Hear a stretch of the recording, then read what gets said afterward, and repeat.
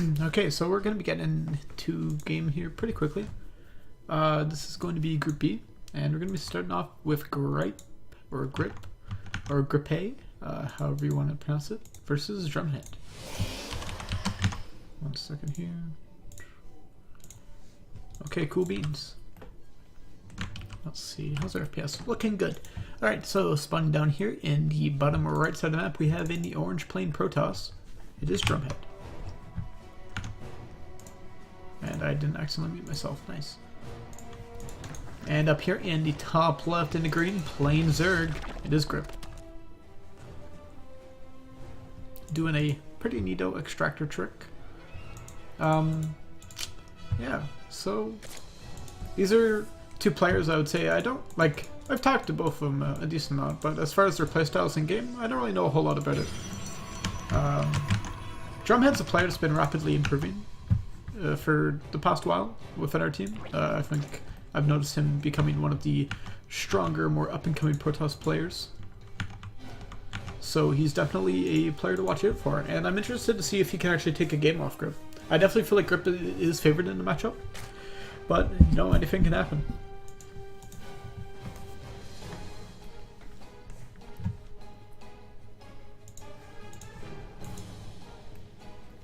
Alright, and kind of an interesting build here, getting the assimilator really quickly and then just slowly ramping up. I think I've seen stats do this before. Or maybe it was someone else. I'm pretty sure I've seen this in a Korean Protoss game before. So this isn't like some random thing that Drumhead does. This is proven and tested by real Korean people. Now, both players not going for anything too crazy just yet. I think one thing I do know about Grip, I always want to pronounce it Gripe, even though I'm pretty sure like that doesn't make sense linguistically. But regardless, that's how I want to say it. But it is Grip, as far as I know. But one thing I do know about him is that he likes to swarm hosts. So he's not a player to cheese you in the early game, as far as I know. Really just likes his kind of, you know, his own style of games. And he will play macro with you, which is nice. He's a good honorable Zerg player, even if he uses swarm host.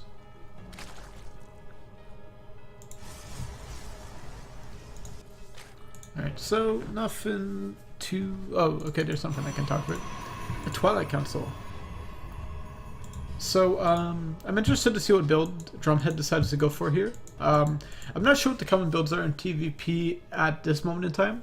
I know we did have that Charge Zealot build really popular for quite a while. Where it was kind of like that DT drop build, but instead you just like mass a shit ton of Charge Zealots because the charge upgrade is so cheap. I'm not sure if that's still in meta or if Zergs have figured out a way around that, but that should still be pretty annoying. Couple things here in the natural, might get one probe. I think that's one we hit. Nope. But still, that's pretty annoying for Drumhead. He does have to lose some mining time there. And that also will let this Overlord get a good skid off, and it sees that the Twilight Council is researching something if he looks carefully. You can't see the things going up. I think that only happens if it's researching. But he is getting charged, so this probably will be that Charge Zealot build that I was talking about earlier. And pretty much what you do with this build, you get a Warp Prism from this Robo, and you get a bunch of gateways. You delay your third base for quite a while, and the point of it pretty much is just to overwhelm with Zealots, because they get so much cost efficiency, and the Zerg really needs an overwhelming force to deal with them. These Zerglings actually getting a decent surround here on this Stalker. Drumhead not quite microing it just yet. Does lose a lot of health, but does not go down.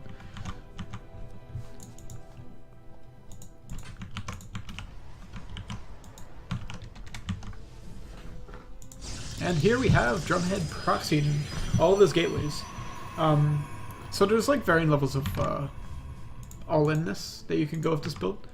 And pretty much the more gateways you add, the more damage you can do, but also the fact that it sets you back. So Grip, his Overlords should come in here, and he should know, regardless of the amount of gateways he sees, that like what type of build this is.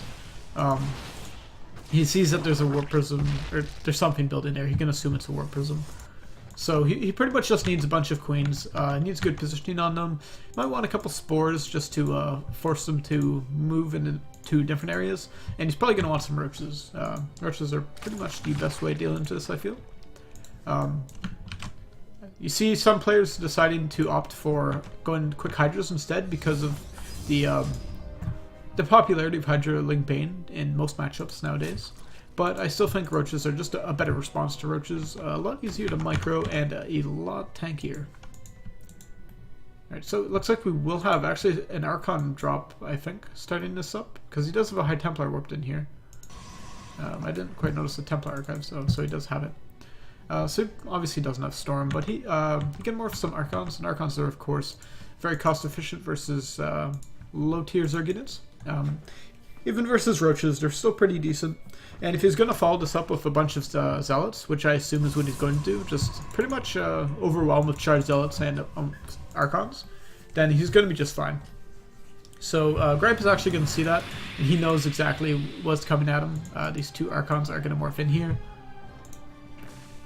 And as long as Gripe's units are in the right position, he should be able to deal with this just fine.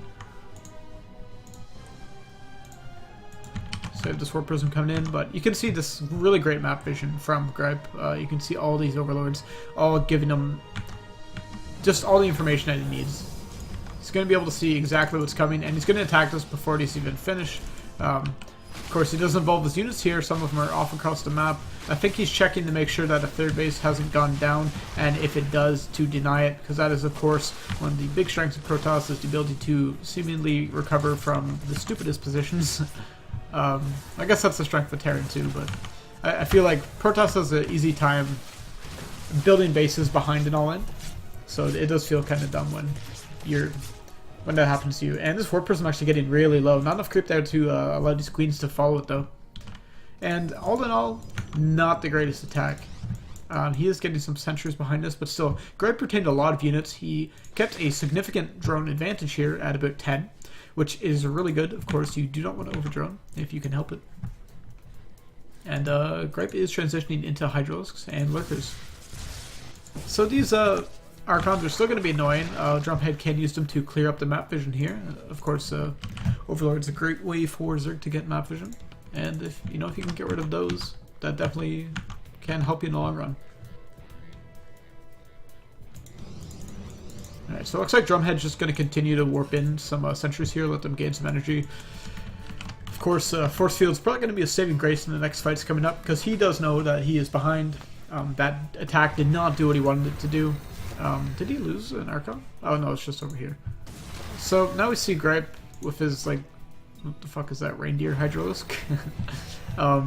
He's coming in here. Drumhead's in not the best spot, I would say. He really doesn't want to be fighting it in the open if he can help it. But still, Charged Zealots are pretty good, and he does have some Immortals to back this up. Really good force fields here, forcing a lot of these roaches in, but at the same time, is this really worth it? Does Drumhead really want to be fighting here? I think he's getting some great trades, but he's only killing roaches. He's losing a decent amount of his Zealots, which of course, like, yeah, Zealots are pretty expendable, but I feel like in this moment in time, Gripe is heading up to a higher point detect tree than Drumhead is. So ideally, he really wants to keep a lot of his core army alive here. Luckily, he didn't lose any of his sentries. He didn't lose any of his high-tech Immortals or Archons. And he's kept those alive for quite a while. I feel like it would be a mistake for him to venture too far in the map here. I don't even think he has a Mothership Core of this army. So that means that if this army does get caught out here by an overwhelming force, which, well, looks like Gripe has one, then he's going to be, well, stuck there. Right. Warp Prism actually going down the main. These queens in a great position here. And Gripe is just continuing to advance in the Roach Hydra, even getting some Lurkers into composition as well, which will be great for some static defense. We have a big fight here coming in. Force fields going down on a lot of the army. These sentries only have maybe 4 or 5 force fields left in total, and Gripe jumps right on top of this Protoss army, and he's picking off these power units just one by one. And even though I would say that Drumhead probably killed more units in that engagement, he lost 2 Archons there, and he lost a couple of his other units. Like, I think he lost maybe a sentry or 2, I'm not sure. But he lost a lot of Zealots in the fight, nonetheless. So still not... Like, that was a good fight, but I feel like not the one he needs to take. Of course, it's hard. You can't just let the Zerg sit back and macro up. Especially if the amount of lurkers that Gripe's making. I really feel like, yeah. So Drumhead is getting a 4th base up, which is pretty nice, actually. He has kind of been allowed to macro up a bit, like, unfettered by Gripe. I haven't really seen many Ling counterattacks. Let's see. Gripe doesn't even know about this. Yeah, he hasn't really been on this side of the map for quite a while, so he doesn't really have much vision of this. But still, I think Gripe realizes that if he just kind of sits back and macros up from this position, he is in a better spot, because of course he did have a better early game. That sticker's still there. And yeah, Drumhead's army is not really looking that great, to be honest. I feel like this amount of Stalkers was a bit of a wasted investment. Of course, those are good with good force fields, but with Hydras and Lurkers in the composition here for Gripe, this really isn't going to be what you want. Okay. Alright, so actually a couple of these Lurkers might get picked off here pretty much immediately. Those are really good disruption Novas, killing almost all the Lurkers, but I don't think Drumhead has detection here, which means that he's going to have to take a lot of free shots from this Lurker. And god, Stalkers take a hell of a lot of damage from Lurkers. And now he needs to move on up here as these forces are killing his 4th base. And they can even pick off at those gateways and they know they're there.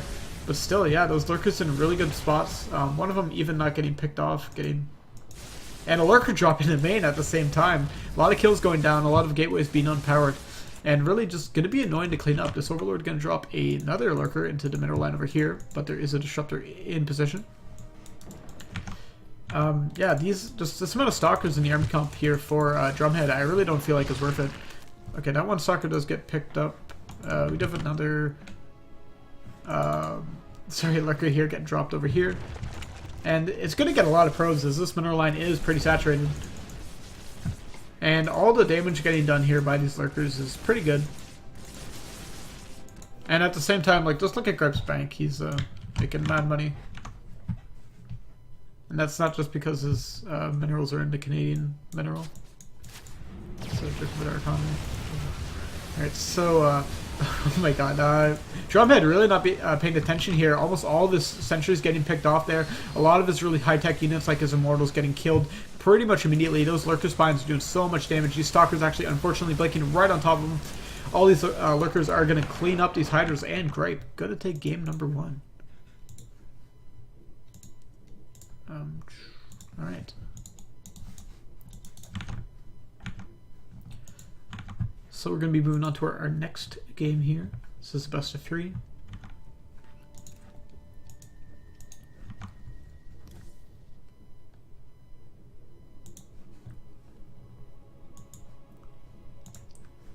Hey, you calm down there in the chat, okay?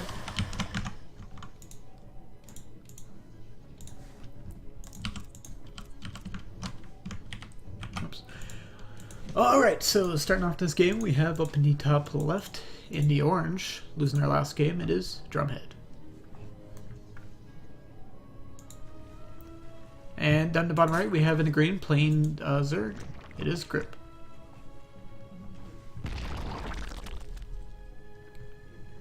What the fuck is that picture even? That looks really weird. Is that for the,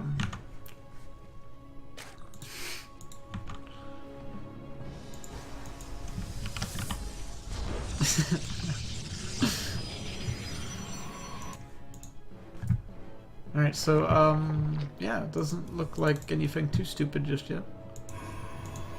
I think Drumhead's probably going to go for a similar build. As he is getting that quick assimilator. We'll see if he does what he did like last time, where he just kind of trickles into probes as opposed to pulling them all out.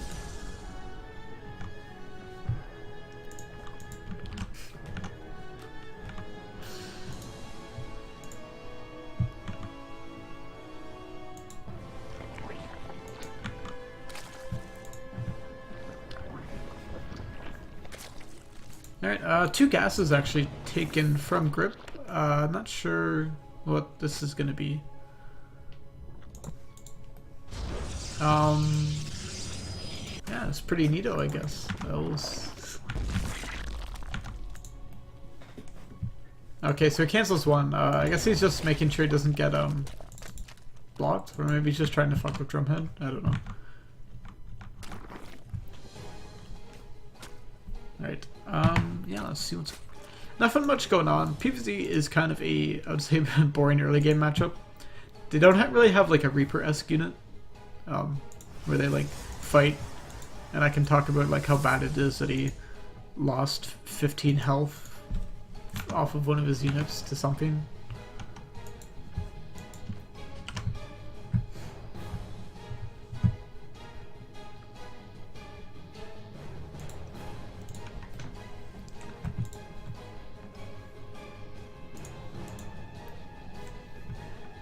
Alright, so I should really stop doing that too. Every time I like try to get into a fight, I always start off with "alright, so," or something similar. You'll probably notice it if you watch or continue to watch this cast. I'll probably say something else retarded. Alright, so we do see a Twilight Council on the way here, so it's probably going to be a similar build as we've seen from last game. As I would say that's like still a pretty common build in PvZ. Not many Protoss players really liking to stick to a kind of standardish macro style. Most of them kind of preferring to try to take an upper hand. Sling Bane Hydra, I wouldn't say it's like, it's not broken or anything, but it's just, it's really oppressive if you don't set the pace of the game. Like if you let the Zerg player get out of hand. Jesus Christ. You're lucky you're my friend, Julian.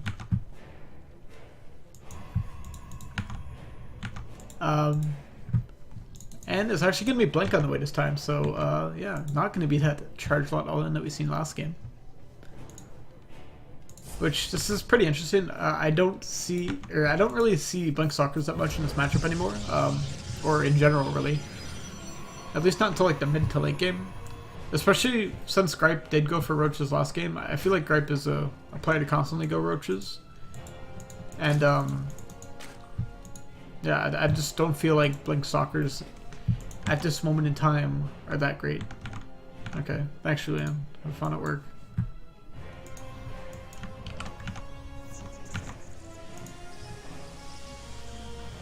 And he's going for like an aggressive move here. I haven't really seen many Blink Stalker all-ins, well, and ever since Legacy of the Void came out. That was really more of a HOTS thing. You don't see them as much, since the Zerg can get their economy up a lot quicker, so they can kind of get out enough units to deal with it. Like, it's not as, Chris, I don't know what the right word is. It's not as, like, brutal when you get Blink Stalker all in and you, like, over-drone just a bit. But maybe if Drumhead has some good micro, he can take down Grip here. Grip is preparing for this, or preparing for something, as he has gotten a decent amount of roaches. And I think there's also one sentry with this push as well, so that will have 3 or 4 force fields at its disposal throughout this fight, depending on when that goes down. And you actually see an infestation pick coming up here, so Grip is being a bit greedy. I think that is a pretty early timing for it. Probably trying to get this Swarm host out as soon as he can. But he has a decent amount of units. Like, his army supply is still bigger than Drumhead's. And he'll actually have advanced warning with this Overlord in a great position here. And he actually sees all of these Stalkers. And as you can see, moving units into position. Look at the production tab. No more drones on the way. Only roaches from now on. And he's actually supply blocked. So Drumhead has him at a pretty good moment. But still, I didn't see any blanks in that fight there. Really needs to get on blinking. He's in a pretty good position. With a 1 force field there, he can put himself into a pretty good spot. No blinks just yet. That sentry going to get targeted down. And here we have the first blinks. A decent micro here. Pulled back some of those weakened Stalkers. But still, there is a lot of roaches here. And just pretty much just enough to defend it. Especially with those drones helping out. Greg knows that he doesn't need to worry too much about losing a couple drones. As long as he can pull them. As you can see, some really nice shift target on these Stalkers, but this is a lot of Stalkers, and I just kind of moved away from the fight a bit too much. Alright, so he's lost a lot of roaches, and looks like Drumhead will be able to pick off all these queens, which is really important. If Drumhead can just keep pulling units in. Alright, so we have some more spine crawlers coming up here. Since Grip gave away a couple of his drones, he knows that he was expecting to keep that hatchery alive. So he really needs to keep that alive in order to stay in this game. If it's 2 base versus 2 base, I feel like Drumhead is in a better spot. So not blinking as many of these stalkers as he needs to be, really needs to just keep keeping them alive for as long as he can, and that way that they just keep piling up. But unfortunately not being able to blink as efficiently. Of course, you know, I say that is obviously very hard to always blink all your stalkers every time. And he does pick up that spore crawler, and this hatchery is getting very low. So this is actually looking pretty bad for Grip. If this keeps on going, like, you gotta think, even though he picks up the hatchery, that's not just a source of income, that's a source of protection as well. So that literally means less roaches as this goes on. Meanwhile, Drumhead is expanding behind this, so he will have a place for his more probes to go once they've mined out in the main. But Drumhead really needs to just keep pressuring, keep shaving off roaches, while at the same time keeping his stalkers as healthy as he can.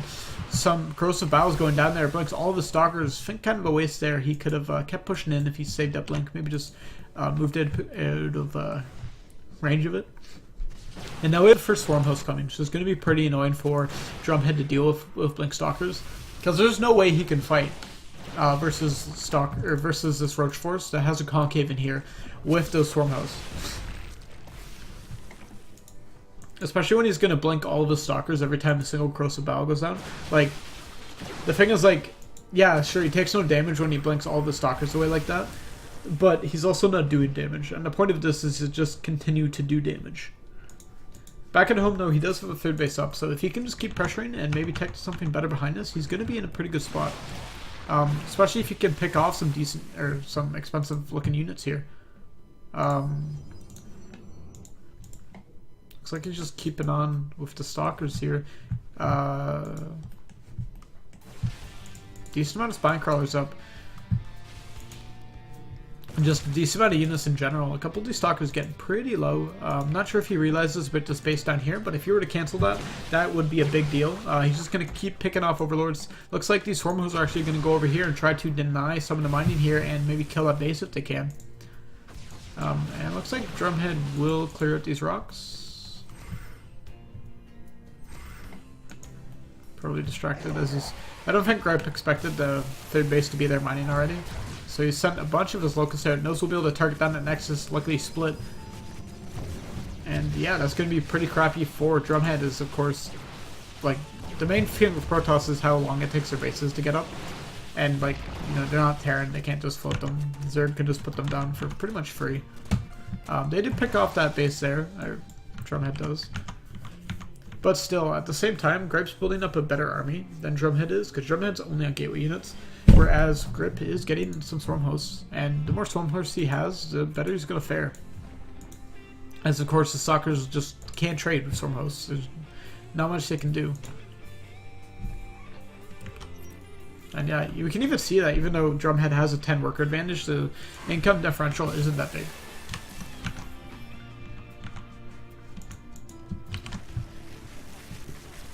Any Swarm Host is actually going to come in here, and they might be able to just pick off this hatchery. Or Nexus, sorry. And yeah, this is going to, like, even though Drumhead has 10 more workers, or approximately, Grip is just out-mining them because, like, he doesn't have anything. And a really bad move command here, going to lose a lot of Stalkers. And when your army is only Stalkers, the less of it you have, the worse you are. Or worse you're doing. That was a lot of Stalkers that went down for free there. Some nice blocking here by these Swarm Hosts. We don't even have any upgrades on these Stalkers either. And, yeah. I think that's kind of ended the game here. You really need to keep the pressure here when you're Drumhead. But losing those two Nexus, plus losing a decent chunk of your Stalker army, that really limits what you can do in this game. Gripe now feels comfortable that he can expand. He's already teched up pretty significantly. As we see, he has Hydras and Raptors in the army now. I mean, he had Raptors for a while, but the Hydras are really what sealed the deal here. And these Stalkers, I don't think can really even kill these Swarm Hosts fast enough. or at all. At least they will distract these swarm hosts, and you know, these swarm hosts aren't attacking the Nexus. So that is good news for Drumhead.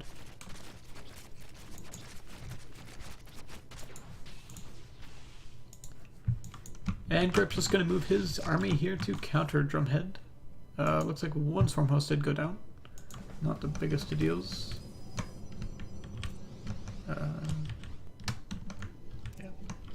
So yeah, only one swarm host lost this game, so. Grip's really in a pretty good spot, as you know, he just hasn't been losing his army since that early game.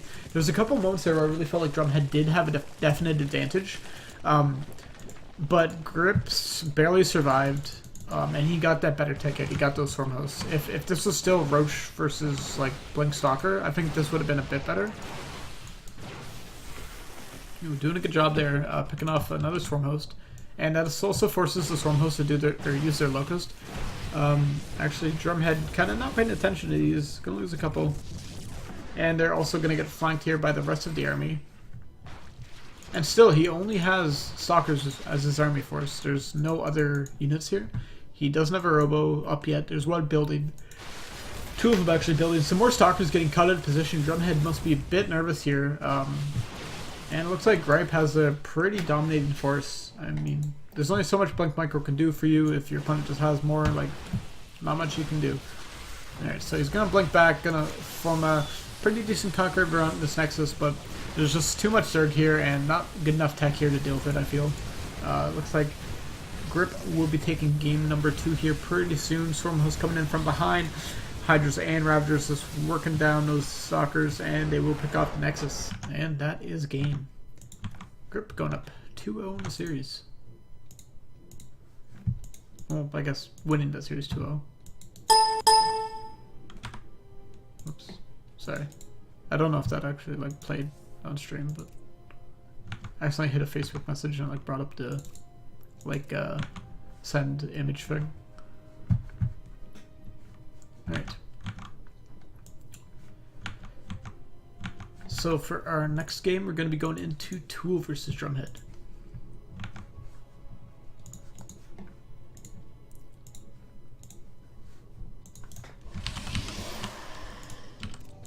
Alright.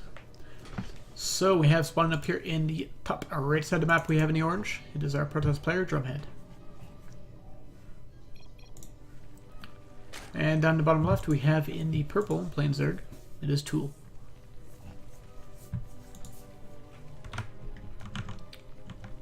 I think purple versus orange is probably my favorite color matchup. Like, I think those are two colors that kind of like work off each other well, as opposed to like red-blue. Because, you know, we've seen red-blue a million times. I kind of like seeing different colors of probes and drones and stuff, you know? Alright, so, yeah, Tool's a player that I don't know a whole lot about his playstyle. I just haven't seen a whole lot of his games. Like, I probably casted maybe 4 or 5 of them. I know he is good at ZVZ, and ZVP is a matchup I remember him telling me that he has been struggling a bit in. I'm not sure, he told me that a while ago, so I'm not sure if he still hasn't necessarily found his groove. But we'll see if he can take a game off Drumhead here.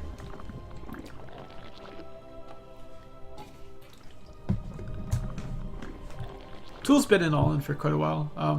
I don't know exactly when he joined, but he's just always been here, as far as I remember.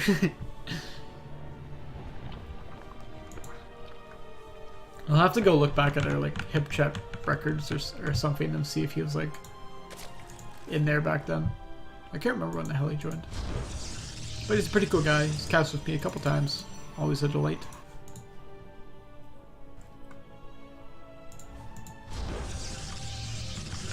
And I mean, I already talked a bit about Drumhead last series, but Drumhead's a pretty cool guy too. Don't really know him all too well, but you know, I've talked to him a couple times. And he's still fairly new to All In, Drumhead is. But he's definitely become quite the powerhouse within the team. Definitely one of our rising Protoss stars to replace Lunif. We'll show those Australians. I'll tell you what. And this is a unit I don't think we've seen built for a couple games here. The Mothership Core. And we actually see Drumhead building a adept this game. Normally he does tend to opt for a stalker in this matchup, I've noticed, to deny the scouting. Maybe doesn't feel like denial of scouting is as important right now. Maybe he just kind of wants to go for a bit more of an aggressive game. And that Mothership Core looks pretty cool. Looks kind of like one of those like oranges that you crack. Those like chocolate orange things. I don't know what they're called.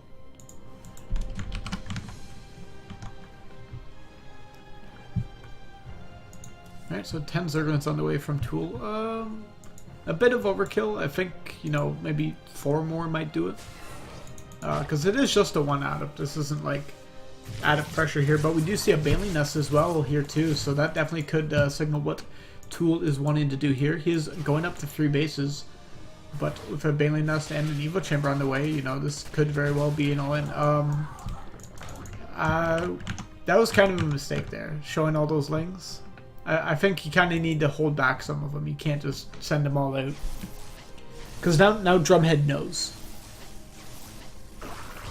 He does have a Mothership Core and has been out for a while. So that means he will have a decent amount of energy. But if he can drop in the main base here, and just keep flooding in lings, like he can definitely do this, especially since his pylon is very surroundable if you drop the units in.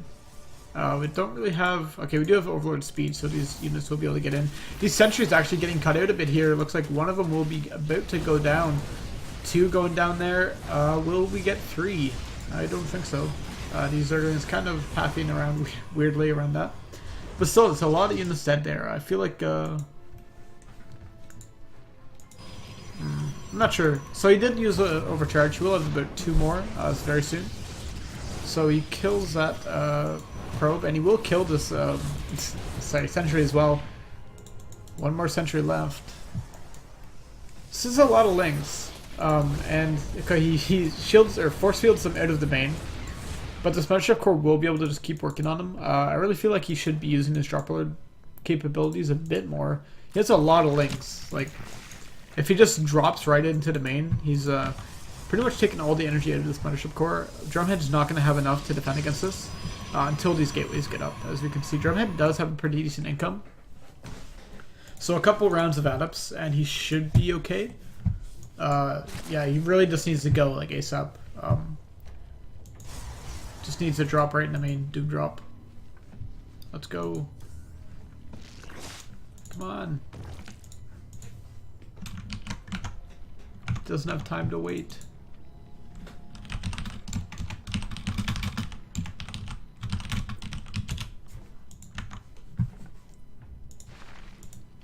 And it looks like we even have some Banelings getting morphed in too.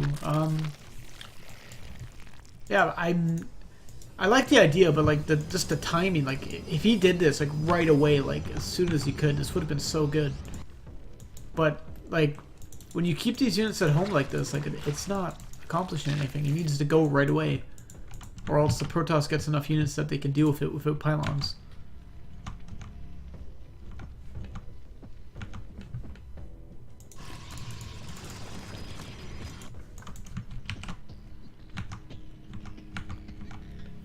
And these units will get cut out here on the map. They do have enough energy for a recall, but if he recalls all these units, and he doesn't even recall all of them, he recalls some of them to the main. He has 1 overcharge left.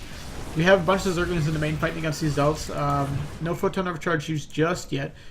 Bunch more Zerglings going to start attacking the front here. I would like to see him target some other stuff too. And do we have more Overlords? Okay, we have 3 Overlords on the way with reinforcements. But these Zerglings are in such an inefficient spot, I don't think they're ever going to break that well. Actually, if they ran back now, they could get us around on the Zealots and do some damage. But in the meantime, we do have a Warp Prism here in the main base of Tool, so this is going to be distracting him quite a bit as he tries to go for that Doom Drop while defending simultaneously at home. And I don't believe these Zealots have charged. No, it is on the way though. So we have 3 Overlords cram-packed full of Banelings, and Zerglings going to drop in the natural here, and that's going to be able to kill a lot of probes. Now Tool is on a very low drone count, so he really does need to make up for the lack of workers here. And he really needs to end this with these Baneling drops. Oh my god. If he... Oh my god, there's so many probes down here. If he just dropped those Banelings, he doesn't need to go for the main. He could have dropped those all out in a natural and that would have been so much more efficient. Okay, so you got some Banelings here dropping down. Not enough Zerglings here to really finish the job, I feel, as these Zealots have been warped in and they will be able to deal with this. But at the same time, like, Tool has so many units, they're just not in the right place. And yeah, I feel like if this attack was just a little bit quicker, a little bit more coordinated, this could have paid off so much better. But unfortunately for Tool, just didn't have the punch that he needed. Of course, you know, this game is not over yet. Drumhead could still do something horrible and lose. But Drumhead is still, like, he's in a very good spot. He has 72 probes. And now his Zealots are fighting these Zerglings out in the map. This is not something you normally see. Slow Zealots beating away Speedlings.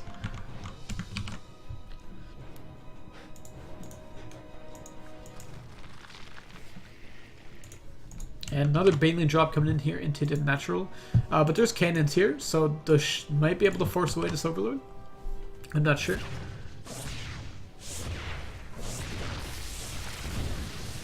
So all the Banelings do get out. They do pick off one, I think. No, they didn't kill that Baneling. They just blew up on something. But so that's about 20 probes went down there, so that's pretty big. But still, Drumhead has had a worker lead for so long. If we, what is shift I? I don't know if we can bring up the chart. Doesn't matter. There's like that one thing that shows like the different worker mining difference over time. I don't know what the hotkey is. I'm just not gonna bother.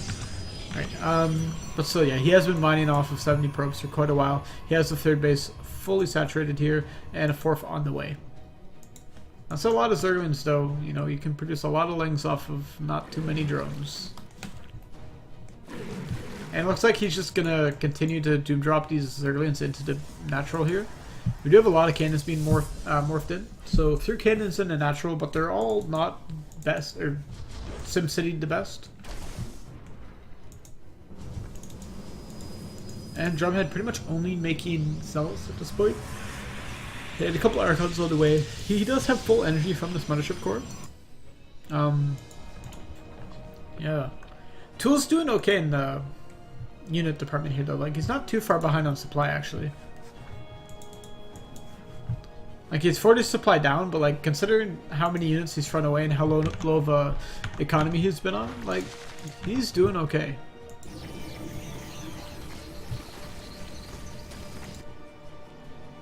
Okay, so 2 Drop Lords dropping in some links here in the main. Warp Prism, or not Warp Prism, sorry, Zealot's being warped in, and they will be able to fight off all these links, and he's accidentally killing his own Zealot. Okay, so these Zealots, +1 Zealots cleaned up Zerglings so damn efficiently, like, that's not even funny.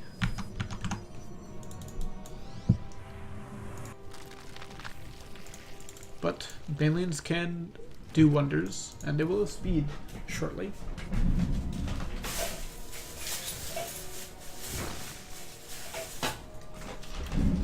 Alright, and we actually do have a Hydra then here for Tool. Actually didn't see that get put down.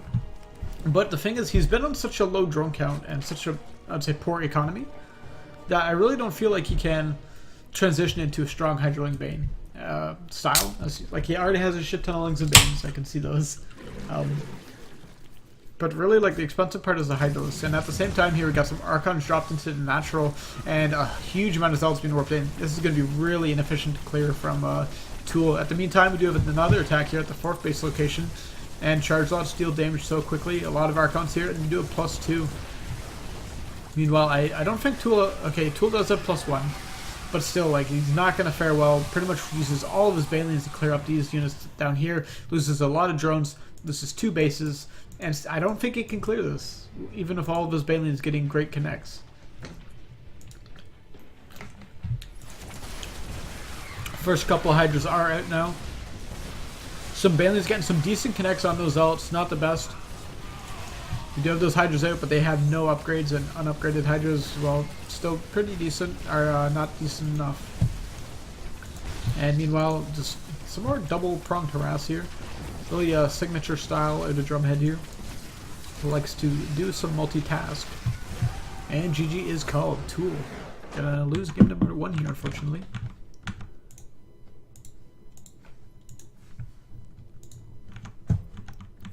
Yeah, I should really make like a more proper like transition screen, because obviously I do this so like, you know, I don't spoil you guys from the replays. Maybe I'm in the next day off. Oops.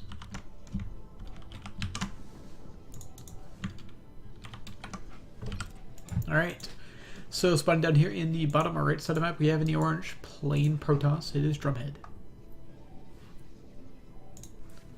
And up in the top left, we have our Zerg player. I was about to say plain purple, but he's plain Zerg. In the top left of this tool. That was my most awkward intro of the night. Oh, man, thanks, Tech. I'd appreciate it.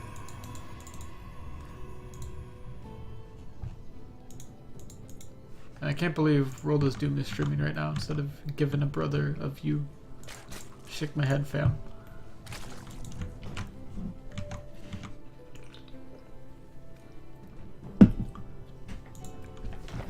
And Hatch first play here out of tool. Opting to go for a more macro-oriented style this game, maybe.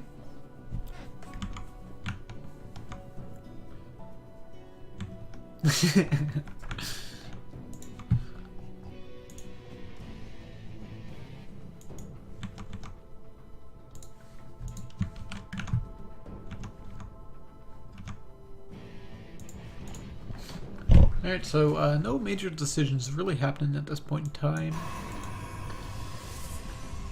I mean, this is a pretty macro-oriented opening here for Drumhead as well, as he has not yet gotten a Cybercore, opting to get that faster Nexus.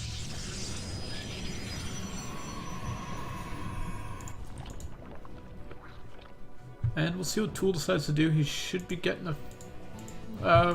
do you get the food base before or after you get Queens? I'm not sure. I feel like you could, if you were greedy, you could probably just squeeze out the third base, but I'm not sure what's more efficient.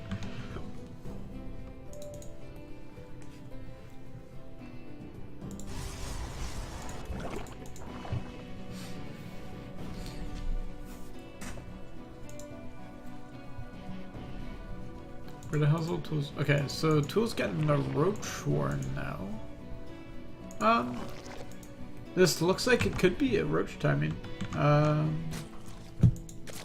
I feel like, yeah, I feel like this is a bit too early to be defensive, right? Like you would probably get this closer to like 3 minutes as opposed to 2 if it was, I guess like just to defend against something. But yeah, this is pretty early, and he is getting a second gas, and he has yet to get a third base, so this is definitely leading me to believe that we're gonna see some Roach cheesery here. And we do have an adept on the field here, which is good news for Drumhead, as it will allow him to go out on the map and get some scouting done. And he will probably need it. If he sees a slow drone count, if he sees the fact that Tool is only on 2 bases, he'll definitely know to be a bit more careful, hopefully, unless he's really pretentious and it's like, wow, Tool's such an idiot, he forgot to build drones that is natural. But really, like, you know, the roaches are coming, dude. That's actually a pretty nice cancel there from Tool. Builds that Spore Collar and cancels it so that his drone does not die. Unfortunately, getting supply blocked. This is the time I always get supply blocked as Zerg, is at 36. When I'm Terran, I always get supply blocked at 46, and I never play Protoss because I'm not one of those guys.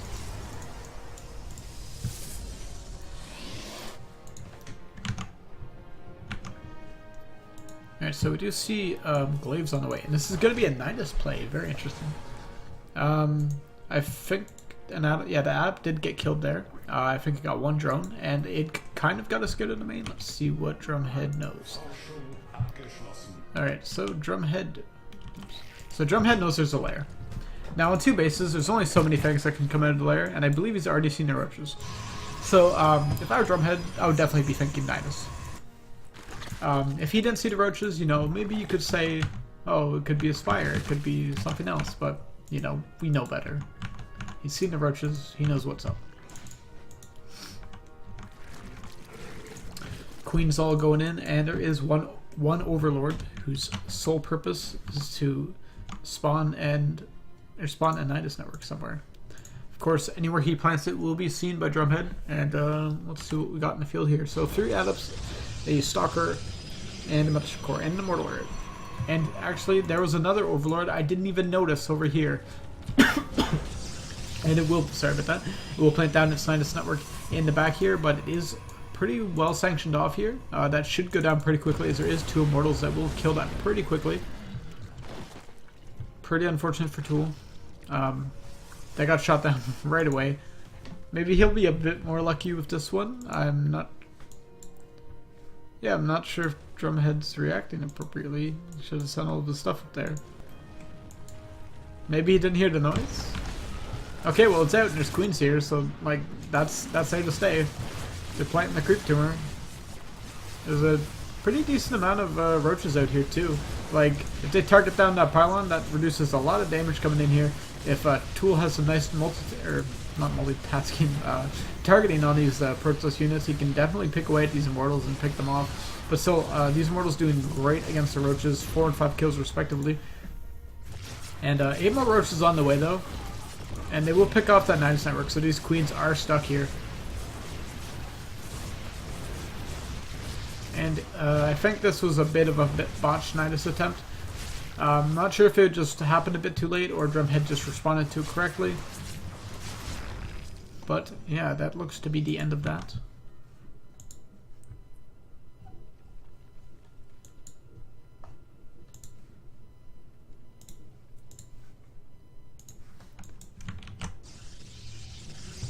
So, oh, and there's another Nidus actually going down over here.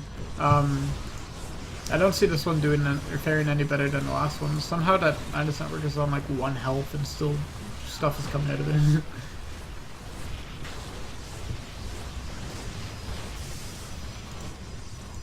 But you know, I mean, like, you know, once you're committed, like, just keep doing it. Might as well.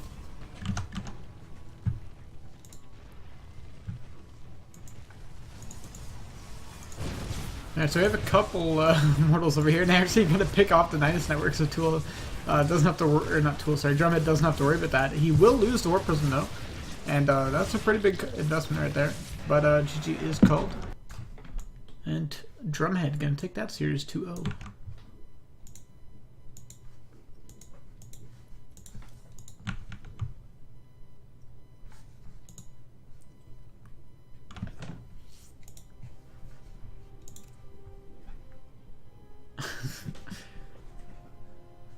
In the replay folder for Game 3, since like Drumhead is, I assume it was Drumhead who uploaded it because it's a game of him in it.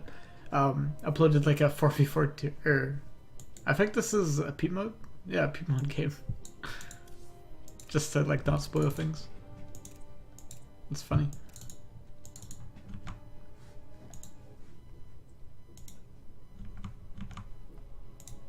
Oops, I accidentally opened Star Wars: The Old Republic.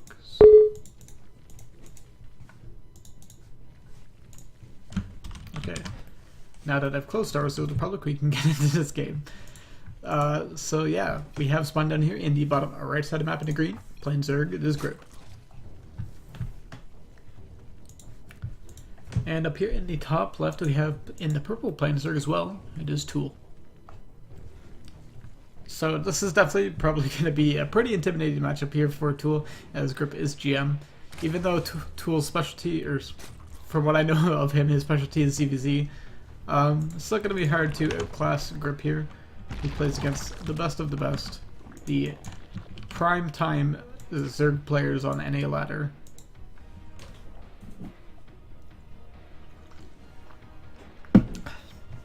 It's going to be hard to out-cheese him. And looks like Grip will be doing the cheesing today with 14 pool, I believe. Or maybe even earlier than that. I think that could have even been a 12 for all I know. But he is also drone scouting, and Tool decided to go hatch first. Ballsy move, and I respect it.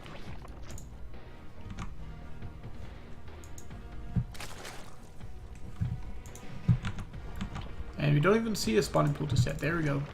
One is down now. Grip will see exactly what he sees. And he should know that he's in for a pretty easy game. There's 6 Zerglings. We'll always beat 0 Zerglings. But yeah, it's going to be a while before Tool can get any units up. I think with like really good drone macro, like technically you could do this. I remember Cyril versus... Was it Cyril versus True? Where he like defended the 12 pool and like barely lost any drones. And that was in that was a BlizzCon I'm referring to. I think that was the game. But he like did a really, really impressive hold of early Zergling attack by True. It's the game on Abyssal Reef. I remember Sarah was the one defending it. But actually, Tool just gonna straight up cancel that, and he does pull all of his drones here. No more Zerglings on the way. There's actually a spine collar, sorry, being morphed up in the top. And yeah, this is tough news for Tool, as he will lose a lot of drones here, regardless of what happens. You know, you can only fight for so long before you gotta fight. And those Zerglings up there are just gonna pick away at all of Tool's Zerglings, and there's no way he can make more of them. They're like more of them than Gripe, is what I mean to say. And all those Zerglings do go down. You're gonna lose all the drones here. This wonderful Zergling has 5 kills on him. Let's see if any of them higher. That one has 8 kills, that's impressive. Alright, so GG is killed. And yeah, quick and easy. Grip taking game number 1.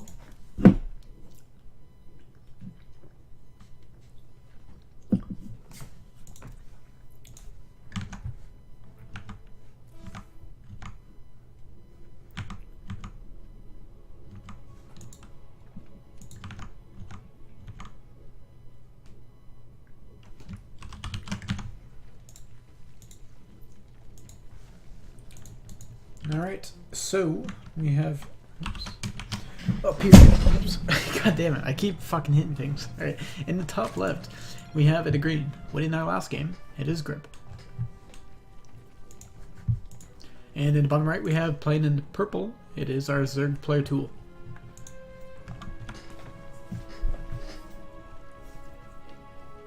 Now, hopefully that last game will have taught Tool that you probably shouldn't go hatch first in ZVZ. I think it's fine in all the other matchups. I just feel like, you know, it's way too ballsy. Like, I would... In any mirror matchup, it's so hard to go for expansion first. I mean, yeah, I think it works the most in ZVZ. Because sometimes your opponent just, like, doesn't all in you. But that's a big if.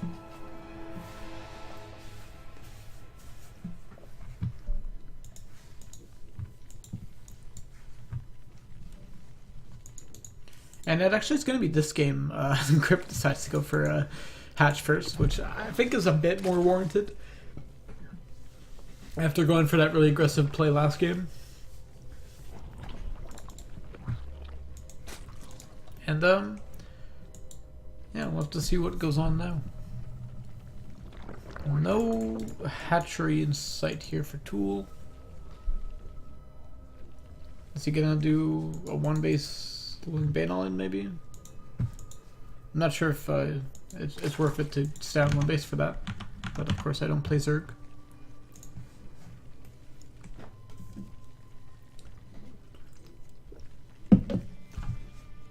Okay, there we go.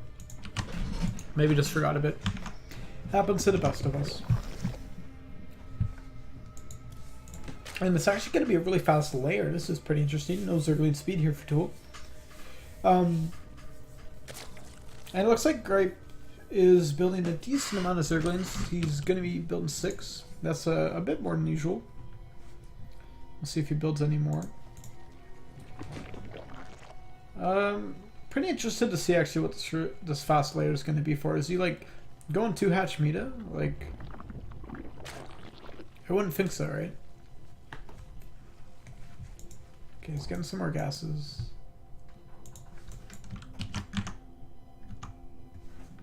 Okay, so Grip will be getting the Baneling Nest as well, so he might just follow this up with a Ling Flood depending on what he scouts. Oops. One thing I really like about Odyssey is just how bright this map is. Games on it just look really nice. Like, look at that crisp, bright, clean image. You can tell everything that's going on. And the Tools Overlords here just gonna get pushed out by these queens. And Gripe has significantly more Zerglings here than Tool, as you will pick off a couple of tools. He can pretty much just keep fighting versus these Lings. Quick Hydro is dead. What the hell? This is really weird. I don't think this should work that well, right? Quick Hydro or Quick Lurkers. What the fuck?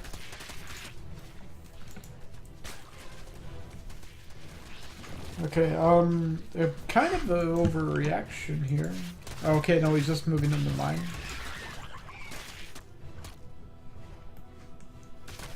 I'm not sure what I feel about this.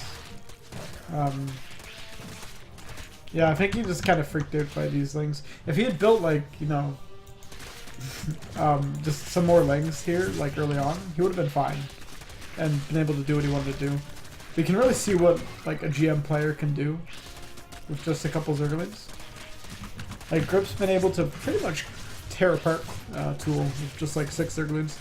He wasn't even, like, going all in, he just built 6 Zerglings and killed everything that Tool was trying to make. First couple Hydras getting surrounded here. Grip's probably wondering what the hell's with these Hydras. But they will get picked off there. And they're just going to continue to work on that hatchery. And I think Tools, you know, sees what's up. And GG is called.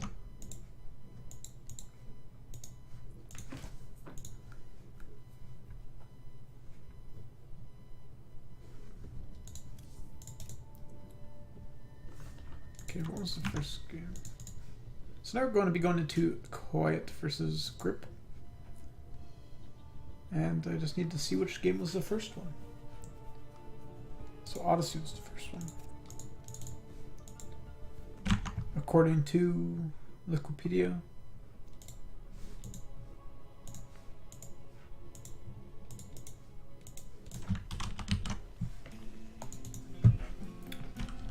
Alright, so we have spawning up here in the top left. It is our red Terran player. It is Quiet. And down here in the bottom right, we have our green Zerg player. It is Grip.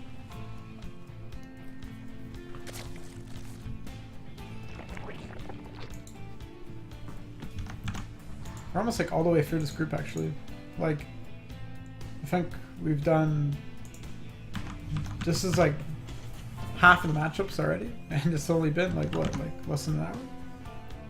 No, it's been exactly an hour. I've been live for 1 hour and 25 seconds. So that is pretty neato. What I think I really got to stop doing is I often like just instinctively click on units, and that kind of screws up this little bar in the bottom right where you see like that, where you see all the interesting information. You can see what the you know, their incomes are like, how much I think that's how much stuff they've lost or resources lost, not necessarily units, because that'd be pretty weird if Grip killed 6 of his own drones immediately. And as we can see, our it's quiet really Korean. Look at that APM, 400 APM. Dude's a madman. All right, so it looks like we will have a Reaper Fest expand here at Quiet. Pretty standard in the matchup. Interested to see what build Quiet's going to go for here. Obviously, you know, when you're playing against a person who's like demonstrably better than you, you always want to try to do something to throw them off. Whether that be playing really greedy, or just trying to do something like unexpected. Of course, you know, maybe Quiet just wants to play a nice, you know, normal macro game and just trying to learn. You know, see what he's doing wrong.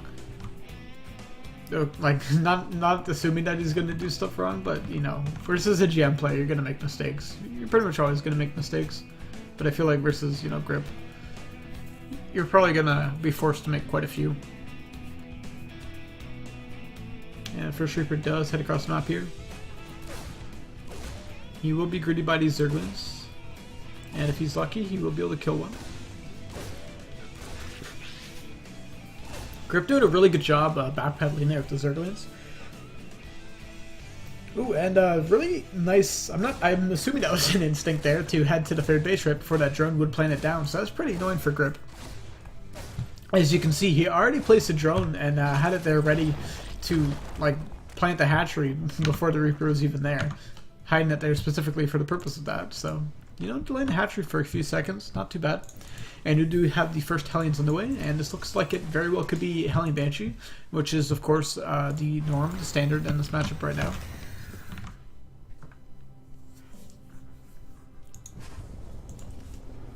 Alright, so 2 Hellions about to pop out.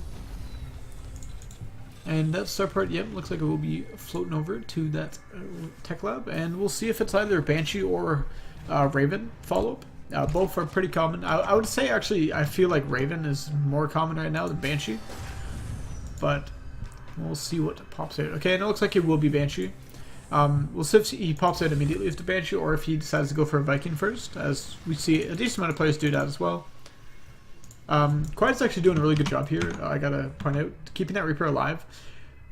The longer you keep that Reaper alive, just the better map control you get. And it's just so nice to follow that up with the Hellions. You know, if you can tank some queen shots with the Reaper and still keep it alive while you're pressuring for, killing some creep tumors, like, that just keeps your Hellions in the game for so much longer. And, you know, that's a pretty iconic duo, Reaper and Hellion. Alright, so these will go and poke up here. 2 queens should be enough to force them out. But at the meantime here, we have a counterattack by Grip. A bunch of Zerglings flooding into the natural here, and I don't think that Quiet has seen this. He's busy with controlling his Hellions. And GG is called. I think Quiet knows that, you know, once you take that much damage that early on, you're going to lose. So, whoops. And I forgot to switch my things. My bad. I always like instinctively hit that like return to game button.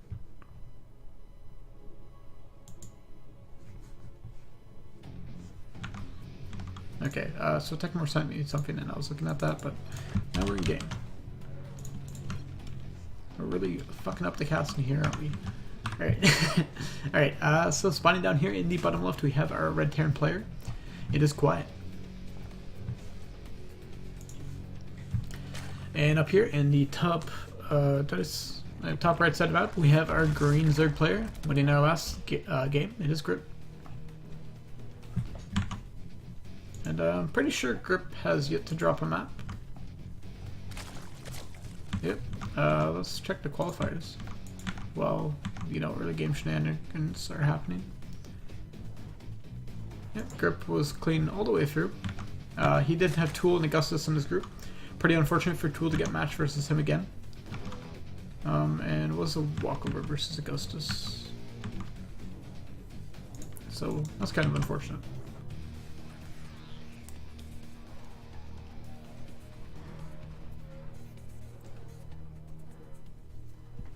Alright, so we do have an SCV scout coming in here for Quiet. I think that was a gas first into Barracks. So we could see a one base play here if he's going to follow this up. Maybe a 1-1-1 of sorts. Which is still like decently common in this matchup, going for those like one base builds. I'd say on this map though, not very popular.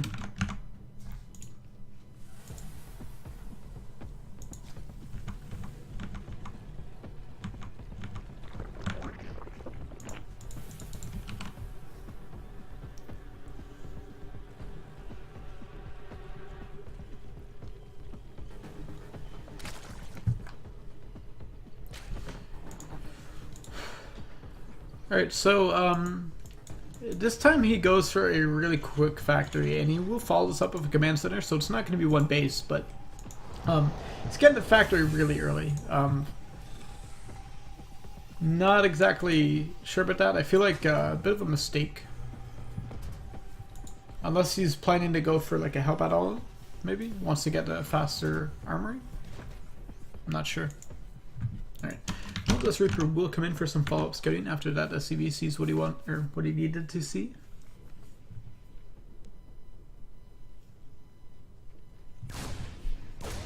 Alright.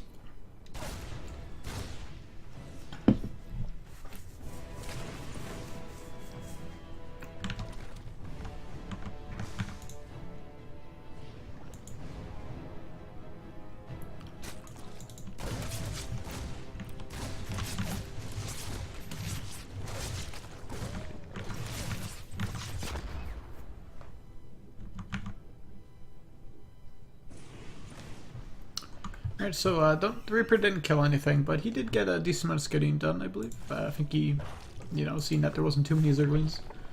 Of course, he's going to want to keep coming around, checking that saturation. It's a bit harder on this map, though, because you can't tell if your opponent's on 2 or 3 base saturation. Of course, you can't deny that 3 base from coming up. Interestingly enough here, actually, we don't see Hellions. Instead, we see Quick Siege Tank.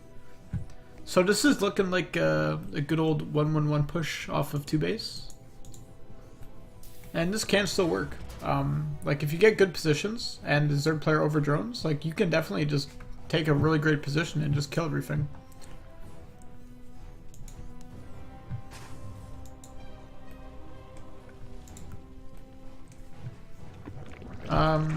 Where's it? Okay, so he did lose the Reaper. I didn't get to catch that.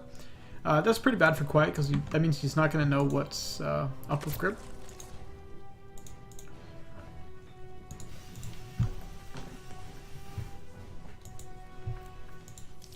Okay, so we have a medevac out now too. Or coming out, sorry. Yeah, really interested to see where this build goes. Normally when you go for 1-1-1, you also get an attacking unit out of that starport. And the Marines are kind of expendable. Like, obviously you want to keep them alive because they allow you to continue pushing. And looks like Grip's actually going to be able to skip this too. But normally, yeah, you'd prefer a Liberator or a Banshee normally in these 1-1-1 style plays. I don't think a Banshee is great versus Zerg. I feel like a Liberator is a lot better. It creates a much stronger zone of control. And you really only move in with the Marines when you need to. You pretty much use the Liberator to gain advantage. But this game looks like it's going to just be medevac. And the medevac's actually not hockeyed with the rest of these units, it seems. Alright, so all these queens coming out here, and that's a lot of queens. And, like, yeah, just so the amount of queens can force that back with those siege tanks not sieged up. So siege tanks will siege up. He scans to get some vision. Kills a couple lings. But still, every second that goes by, Grip gets stronger. The more lings he builds, the easier it'll be for him to finish off this force. And this is not a strong push, mind you. But he's also not committed with it. He has the 3rd CC on the way. Really, I'm not sure about this. I think the idea is he uses the medevac to save the tanks. Those just barely get away. That medevac is so low. But back at home, things aren't looking too bad for Quiet. He's about 10 workers down, but that's fairly normal in this matchup. So, you can't really expect too much of that, but still, it does obviously affect your production because your barracks are up a bit later, your upgrades are going out a bit later. Meanwhile, Grape's just been on a pretty normal economy. He's on 3 base, and this also puts a huge dent in your ability to fight on the map. So, for the next part of this game, probably a misclick there. I do that all the fucking time. Like, I go to Mule and, like, accidentally scan, or, like, I try to do something else.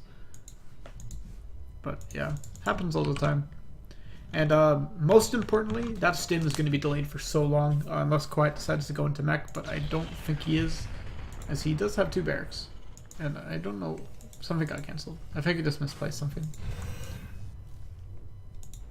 Alright, so this medevac for Marines will drop out here. If he dropped it right now, it could actually kill 2 or 3 drones, maybe 4.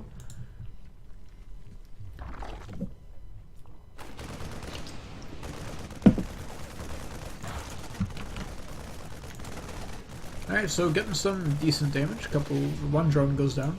2 almost. But that's a hell of a lot of queens. And this looks like a game Destiny played back in Wings of Liberty, where you just like mass only queens. But I mean, that is a legitimate amount of queens to have, I feel. Like, if you just have all that amount of queens, you're not going to take damage to pretty much anything. Back at home here for Quiet. You see there's a couple siege tanks. Really like to see him repair those, actually. But of course, you can't do everything. Sometimes you forget. And, stuff happens. A couple Marines being lost there. Looks like Grep has enough mobile units that he will be able to just constantly react to this medevac here. Of course, this is focusing both players' APM here on something other than macroing. But of course, I feel like Grip's probably in a better position as far as, his APM, his limits. Alright, so looks like we have a push coming in here on this 5th base. Not looking too strong, I'll say that. We do have stim out, but no combat shields, and that's a lot of queens. And Zerglings are really good versus tanks. So like yeah, tanks do splash damage, but like stimless marines versus queens and a lot of lings, this is gonna be pretty hard. There's a lot of transfuses going down on that hatchery. If these queens get too close, they will be able to just kill everything. This tank's actually still targeted on that hatchery. Looks like he is very intent on taking that down, but a lot more transfuses come down, and that's a lot of banelings tasteless. But yeah, that push gets cleaned up pretty handedly. And some more medevacs are actually going to fly to their doom, maybe? No. But look at all that green. That's a lot of banelings. That actually kind of hurts my eyes. I'm going to zoom away from that.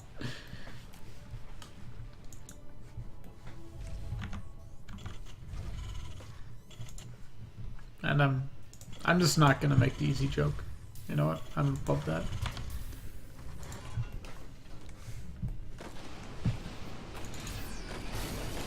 And that's a hell of a lot of banelings there. Grip's pretty much been able to macro I said handedly not too long ago, so I probably should use a different word. Grip has been able to macro unfettered by the attacks of Quiet for quite a while. So he is at close to 90 drones, which is a bit overkill, but, you know, gotta mind that money, my dude. And Grip actually going up to 2 spires to get some upgrades in quicker, and by god, this Milo skin looks fucking ugly.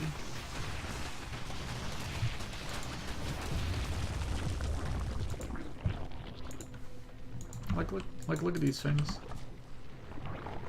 This looks like something out of like a really weird like hentai. Alright, so this medvac will get cut out here and will get cleaned up. Pretty much no losses for Gripe. I don't think he lost a Mutulus there. So it's pretty unfortunate for Quiet. He actually is only now just getting combat shields. His macro is getting into full force here as we see a lot of barracks. He's doing a pretty good job keeping his money low, but you know, Grape has just been able to macro a bit better. Trying to kite back here. Unfortunately, doesn't really have room to split, and these Balians will get really good connections on these units, and GG is called. And Grip gonna take game number 2. And just give me 1 second. I just need to look at that thing I downloaded from Tech4.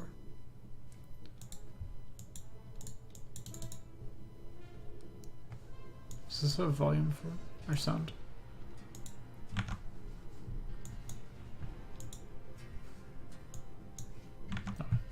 I don't think I've ever used video files with OBS. I don't know how that works.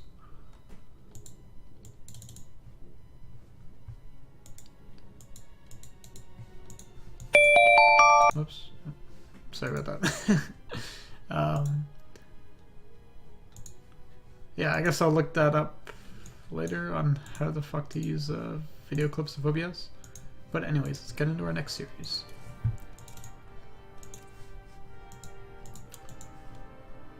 Alright. So our next set of games is going to be a different matchup this time. We're going to be going into a TVP between Quiet and Drumhead.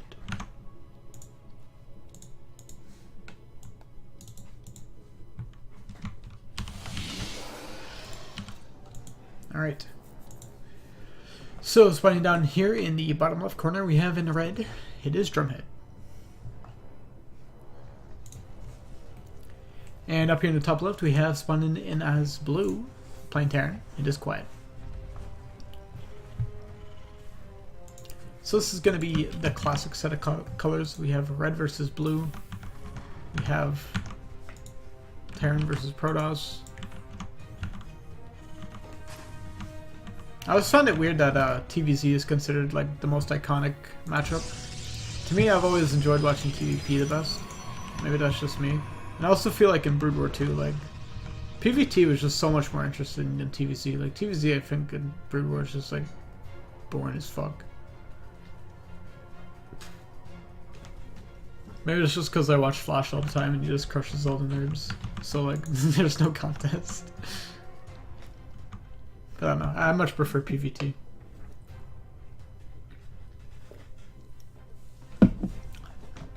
In terms of watching things. I guess I do enjoy playing it a bit more as well, depending on the meta.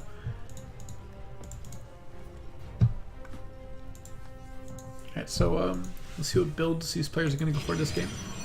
Drumhead going for a pretty early Nexus, so he's going to be focusing on his macro, probably.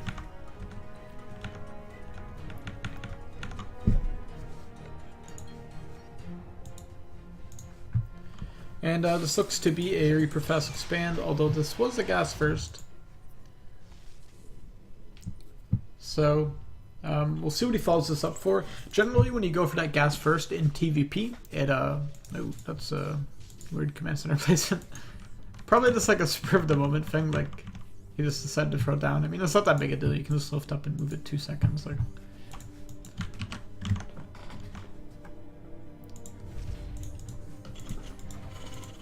Alright, so he will be getting a factory with a reactor. I really hope this is the 4 Cyclone build, because I fucking love that build. It's so good, wins you games sometimes, and it's just pretty good macro opening all around. But this could also be a number of things. This could be a Widowmine drop, this could be, you know, just reactored fucking Marines into something random from the factory, like a Hellion, who knows. There's a lot of things this could be, but I hope it's 4 Cyclones. And this game is gonna, or for Drumhead, this game it's gonna be Stargate is his choice of tech. So gonna be going for that Oracle probably. And this looks like it will be a Widowmine drop. So Widowmine drops are pretty standard in this matchup. You know, you get that Widowmine, you get some Marines. It's pretty safe because you can defend against Oracles, you can defend against. You can't really defend against a whole lot of all-ins too well. If the Protoss player has decent micro, they can pretty much cause your Widowmine to blow up on just, you know, a single unit as opposed to doing too much flash damage. And Marines by themselves early game are pretty not that good.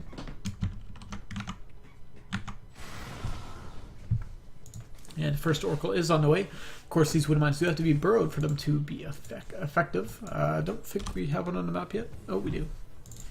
That one is planted up there.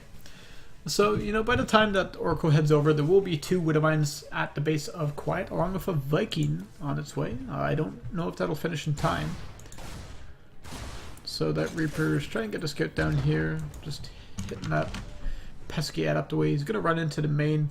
He will see the Stargate, and that will give him, you know, just a brief moment to defend. I mean, he has the Widowmines in place, so he doesn't really need to do a whole lot from now, other than pull the SCVs in the direction of the Widowmine once that Oracle comes in. Also, there's 2 Adepts coming in here too, so if those tank the Widowmine shot, that's going to be pretty bad news for Quiet. And it looks like they will. Widowmine shot goes all out on all the units though, and there is enough Marines that they can force this back.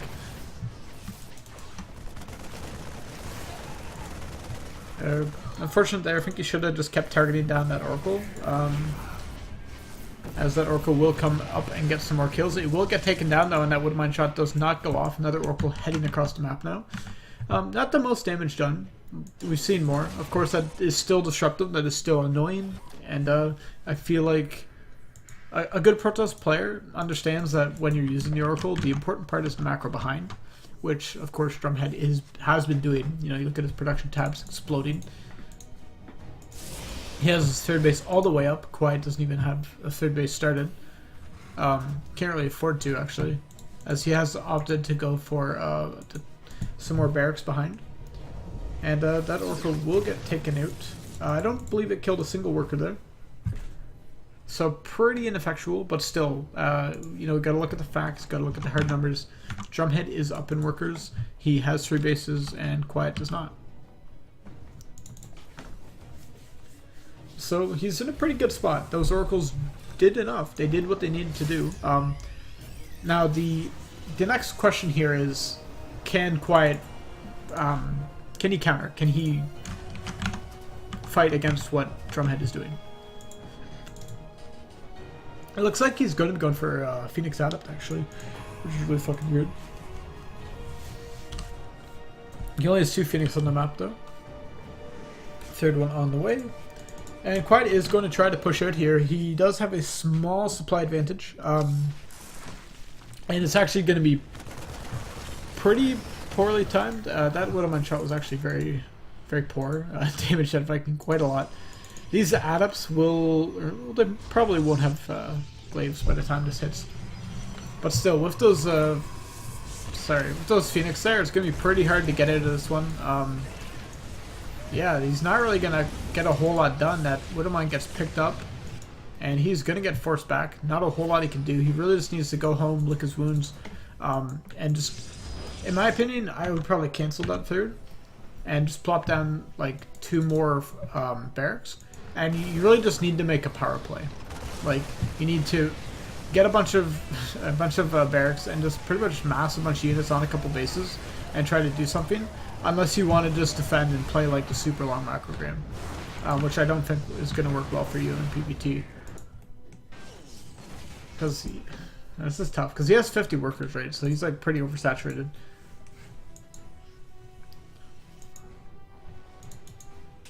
It's going to be pretty hard for him to defend now. He lost pretty much all of his units that were right across the map. I don't think he saved a medevac.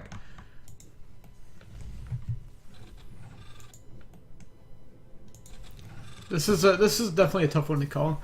I'm not sure what I would do in this situation or what he should do. I know what I would do. This is probably complain on Team Liquid. Alright, so these adepts actually shading right on top of these tanks. Unfortunately, that medevac had all of the Marines in it. So yeah, that's pretty much GG from that point.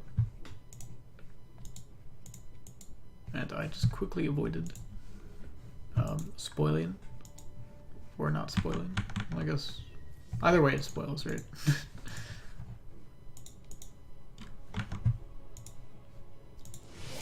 Okay, so game 2.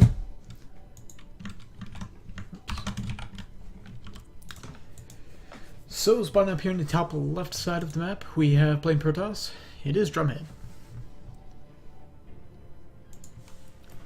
And down the bottom right, we have in the blue, playing Terran. It is Quiet. My wrist actually hurts a bit from Obsidian. I don't think I'd need to like stretch before casting.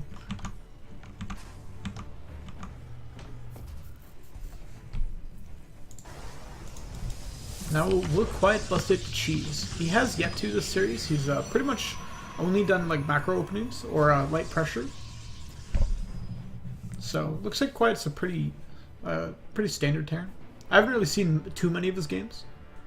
So I casted him a bit more when he played Zerg.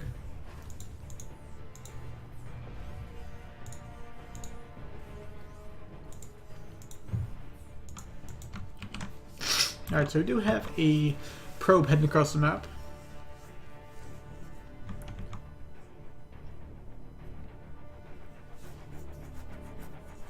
And he's just gonna be doing a good old scout.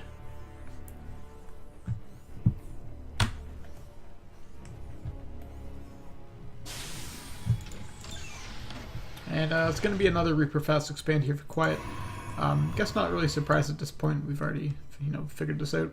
Quiet is a standard Terran, very wholesome.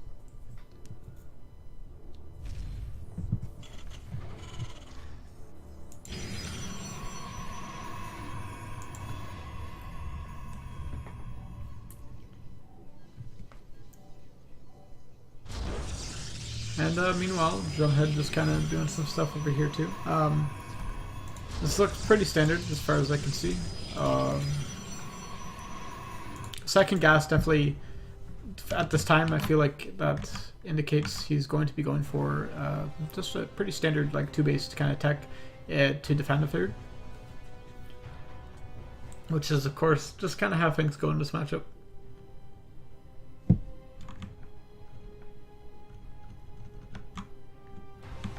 So we do have this Reaper comes in here, and we'll see that Nexus.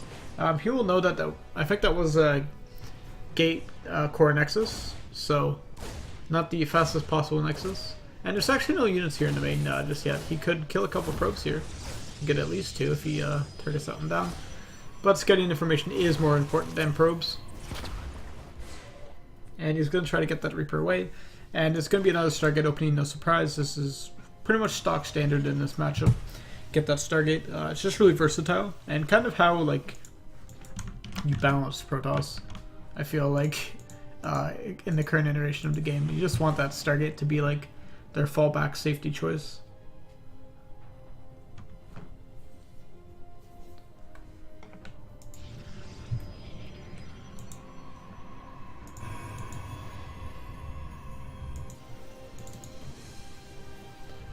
And Quiet actually going for, was this, I don't remember if this was CC first, I don't think it was. No, this was Reaper Fast Expand. But he's getting 3 barracks behind us. So this definitely could be like a stim timing push. Or he could just be playing very defensive. Because he is getting, a factory and probably going to get a starport behind that, I imagine. So we'll see what he gets from this. Okay, so he's getting combat shields now. So this is definitely looking like stim timing.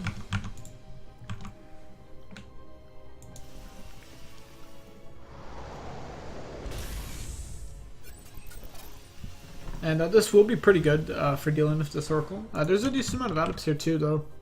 So if those just attack like right at the front, okay, so Quiet should, or well, might have seen that. Yeah, he does, as he does move the Reaper. So what does he have in the main? Only 3 Marines. That's not going to be enough to deal with that, the Oracle, unless there's a Wood Mine hidden somewhere. No, there's not. So that Oracle will head in, and unless it's shift targeted on some workers, it's not going to get too much damage done. But actually instead opts to use its ability to tag all the units. Kind of an odd choice. But those adepts will drop into the main now, and that Oracle will activate its whatever beam. And there's some good focus fire here. Quiet should be able to deal with this. So 3 adepts, and let's see how many SCVs went down. So, okay, so I guess for some reason that's not showing. Because he lost SCVs, right? He must have. That's weird. This is... Oh, I guess he didn't lose any SCVs from that, somehow. Quiet as a god. But still, there's 2 Oracles here, and these can get some more worker kills.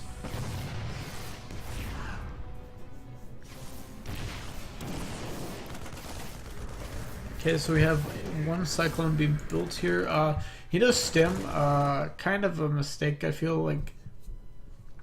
That's a lot of health gone from all these Marines, and that's not going to be healed anytime soon, as the starport isn't even halfway done yet. And meanwhile, Drumhead's getting the 3rd base. Behind it, he's getting Glaives +1, and it looks like he might be going for Glaive Adepts with some Stargate stuff behind it.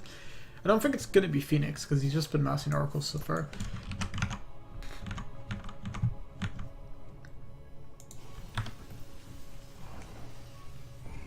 Okay, we have +1 on the way. And some siege tanks happening. Or, not happening, being built.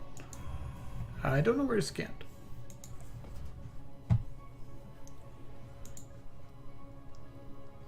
So, yeah, I'm not really sure what's the game plan here for Quiet. He does have that starport finished, so he can pump out some medevac shortly. Okay, he's gonna take his 3rd base now. He might just be playing like a macro game from here. Like, there might not be a push, there might just be macro, like, just see what happens. Right, and these Oracles will fly over here. They get a really good tag off on all the units. So I'm not really gonna be the most helpful there with that. And Drumhead's in a pretty good spot. He has decent worker advantage. He has his 3rd base up and running, and he will be able to get a 4th pretty shortly. And he has a decent amount of Glaive Adepts too. And they will be getting +1. And Quiet is banking a lot of money here, actually. He's even getting +1 vehicle weapons. That's pretty interesting. If you're opting to go for a lot of siege tank usage in this matchup, like, definitely, I think that can be worth it. But yeah, we see Quiet's macro slipping a bit here. These barracks probably could have been up a bit earlier. And these could have been pumped out units a bit more consistently. He is a bit supply blocked, actually, too. So just kind of some, you know, some macro slip ups here and there. They always happen when it counts. Or when it matters is, I guess, is a better term. 5 Oracles actually heading in here to the natural mineral line, getting a lot of workers, and GG is called quiet. Just going to tap into that one. And that's going to be that series in favor of Drumhead, 2-1. Or 2-0, sorry. And what was the third game in that?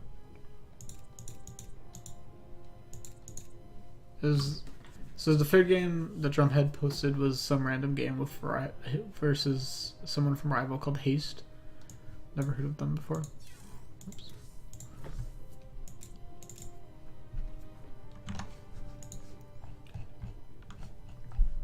Okay, so we're going to be going into our last map of the night. Or last game, sorry, not last map. It's going to be between Tool and Quiet. Going to be starting off on Odyssey. Yeah.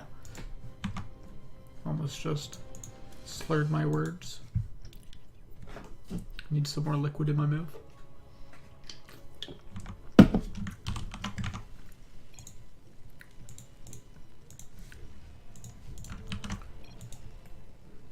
Alright. So, now starting us off, this Best of 3 we have down here in the bottom or right side of the map in the red is our Terran player Quiet. And up here in the top left, we have in the purple plain Zerg, it is Tool. So this is probably going to be the most even match we've had of the day. I feel like the skill difference between these players, or what I would say like on paper, probably the closest. So hopefully this game's pretty good.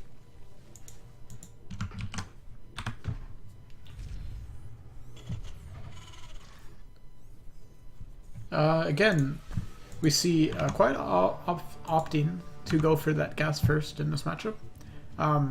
Really liking to get that factory as soon as he can. I'm not really sure how I feel about that. I guess if he's going for, like, I don't know, like if he really wants a factory like as quick as he can, I definitely feel like it's good. But personally, I do prefer just going barracks and then gas. Because then at 150 gas after your Reaper and you build a Marine, like you can get the factory and the reactor up at a decent time and switch them over. But of course, that does have its drawbacks as well.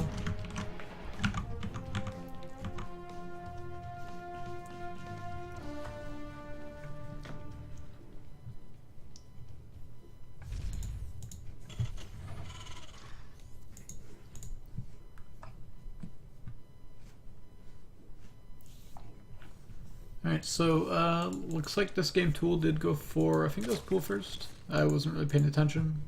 Never am. And this looks pretty normal. Gonna get some queens out once that next hatch is done. Get some Zerglings. And he should be going to take a third base shortly, I believe. Unless he just really wants those queens out.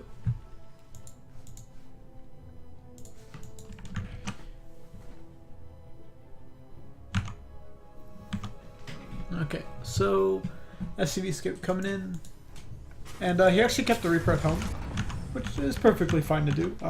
You know, sometimes you just get those games where you lose because the Zerg player decided to sneak forlings around you, and then they killed the CC. Especially if you're going to follow it up, your racks up with an immediate reactor. So it is a lot more safe to keep that Reaper at home, and this SCV is pretty much going to scare everything he needs to see. Like, he sees that there's not lings being made, he sees the drones popping out. Of course, and he can still send a Reaper over to, I don't think it'll be able to deny the third now, because it's right about to go down. But he'll be able to at least keep scouting. And now we have some more Hellions popped out. Hellions are also great in this matchup just because of their ability to scout. They're kind of like the mid-game Reaper. You just kind of use those to scout, get some map vision.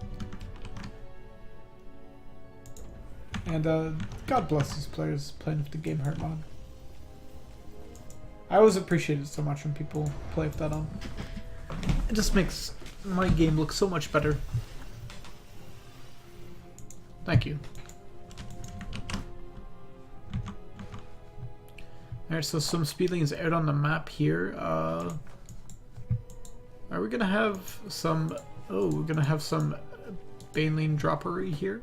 Some Overlord drops. That Baneling nest is kind of late though, so I don't think those are gonna be able to come to the party. And honestly, if this has ever happened to you, like you've been link flooded when you're going for Hellions, it can be so obnoxious if they get in and like you don't notice it. Because Hellions are great when you can micro them around, but in the confines of your base, they're not very good. Luckily, he does have the Banshee popping out just in time, so he will be able to consistently damage these lings. And I don't think they're going to be able to kill these probes, or sorry, SCVs quick enough.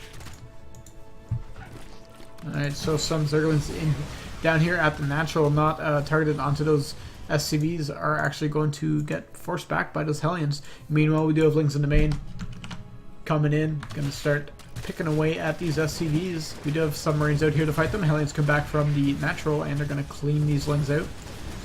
And you know, these lings ideally should be killing the drone for every SCV, sorry, for every 2 lings that are killed.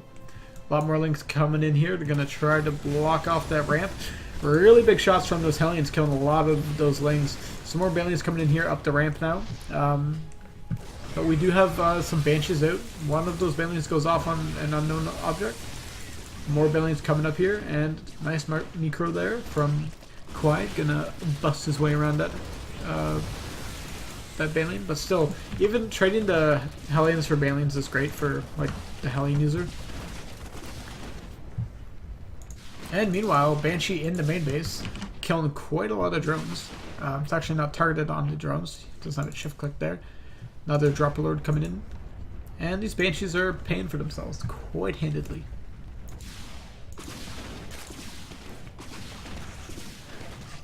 I think that's just on hold position there.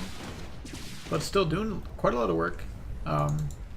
Quite just getting things back in order. Fixing that depot up. And Tool obviously wasted a lot of larva on getting out that amount of lings to do that flood early on. So he's in a pretty bad spot economically, and even worse because of the added harass from this Banshee. Even trading it for a couple of drones now, I feel like is definitely worth it. And we do have a wall off at the front here. So Quiet not going to take too much damage. That is a lot of lings. And meanwhile, we do have in the main base, there's a Dropper Lord there, and some lings in the main. I didn't actually notice those. So some more SCVs going down, and yeah, like it seems like Quiet's lost a decent amount of SCVs this game, but he's still on 2 base, and he still has a pretty good amount of workers. These ones just need to get back to mining, and some Banelings being morphed in here. Quiet has a decent amount of money in the bank. Really just needs to spend that cash.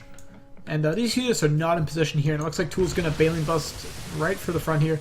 Most of the Banelings expended. A couple more of them are still alive, and those actually go off on 1 worker by themselves. Kind of unfortunate. But still, there's a tank, there's a bunch of Marines, and there's some Banshees. So they clean up all those lings pretty easily. Alright, so Quiet's just getting back into the thick of things here. Just going to continue to build units, and Quiet's still in a great spot. Tools made it back into this game with that attack. He's, you know, killed a decent amount of SCVs. He lowered it enough to the point where the game is playable. But I still think that we have Quiet in the lead here.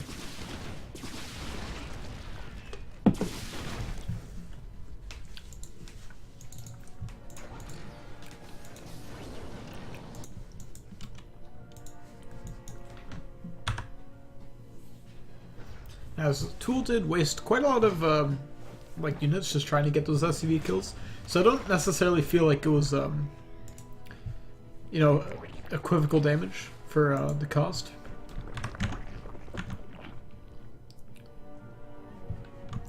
Alright, so finally stim on the way. 8-minute stim. Of course, that's what happens when you get Baneling busted. It's just like, it takes you so long to get back into things. And a couple Banshees here on the map. And unfortunately they're going to run into a lot of resistance here. Actually, I'm going to lose 1, maybe 2, nope. That's some nice shift targeting on those Banelings. But unfortunately not going to finish them off. And One drone for one Banshee. You know what? I'll give him it at this point. Like, yeah, so you might be thinking like, oh no, he could have kept those Banshees alive. Like, he could have done so much more. He could have picked off 800 creep tumors of those. But like, you know, I feel like it's worth it for one drone, especially when you know, your opponent's been at a bit of a disadvantaged economy for most of the game. So we've got a decent amount of Marines here, and some Siege Tanks.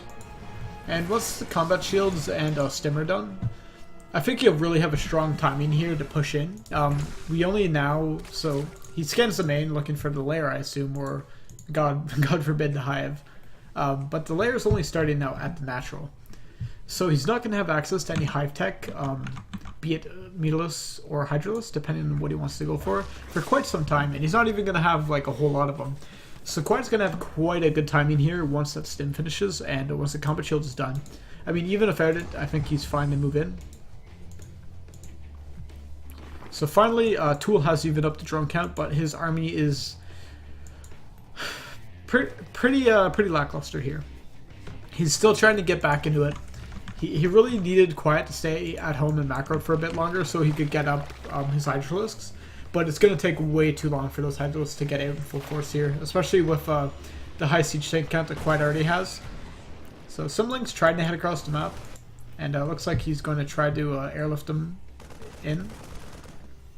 I was hoping those would like all run in the Overlord and then get shot down.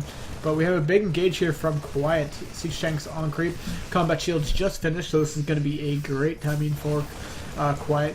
He just needs to make sure that he gets some concave, gets some good splits versus these Banelings.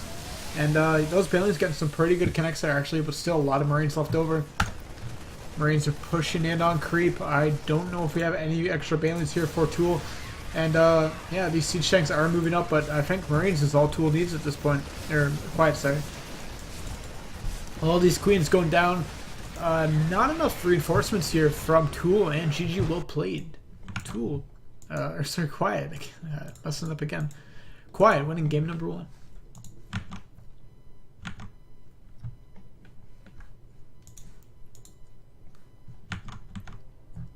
Alright.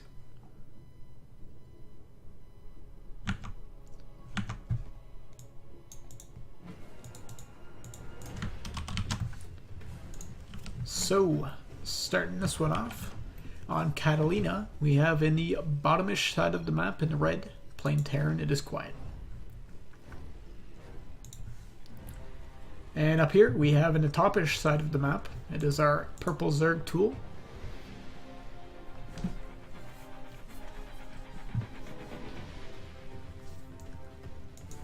I don't know why in the hell Tool would like pick this map to be played on, or like allow this map to be picked.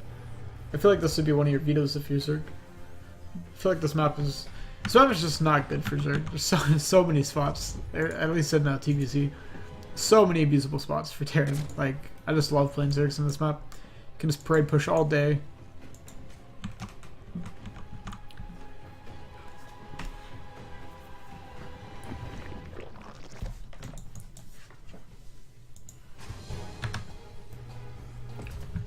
And similar builds again.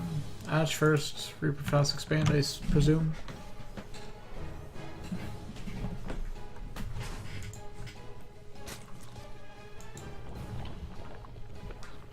Yeah, not a whole lot to talk about. Though with these games, I'm glad I've been able to get some insight into Quiet's playstyle. He's I can just label him as a standard Terran. I have all these like archetypes in my mind for like Terran players, where it's like you're either like a cheesy Terran, or like a macro Terran, or like a standard Terran, or an aggressive Terran, you know, stuff like that. Not sure if I have like the same archetypes for races that I don't play, like Terran, or not Terran, sorry, for Zerg and Protoss. But you know, those archetypes are what I use to label Terran players, I guess. Like, I considered, like, for example, Dutry is, like, my macro Terran archetype. And then, like, a cheeser Terran, I would probably put Logan, actually. Even though he macros most of his games. Or a decent amount of them, anyways. He cheeses enough. And, This looks to be a 2-on-1. It's funny I don't even like recognize it anymore. It's like so not played anymore to the point where it's like uncommon for me to see that combination of buildings. But that probably is what it's going to be.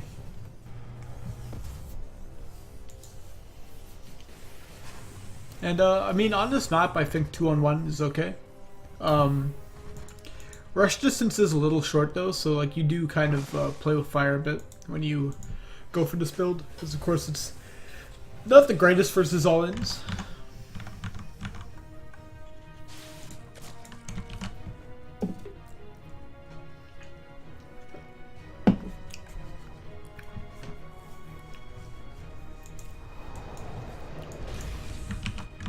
And quite being very safe in most of these games with that Reaper. Just keeping it at home. It's going to allow you to defend against, you know, most early lane aggression. I'm sure there's some stupid fucking lane or like early lane builds that'll kill you regardless of what you do. But looks like Tool's not really in this for the long game here. He is building 18 lanes. He's going to be going for, I'd assume, like a lane flood early on. He doesn't have a Baleen Nest even started yet, so probably not going to be a Baleen bust unless he starts out a bit later. And we see all these lanes heading across the heading across the map now. And Quiet does not have a wallop. He does have 8 Marines though, so with some good micro, he can do pretty well versus this. Hatch in the main, what the heck?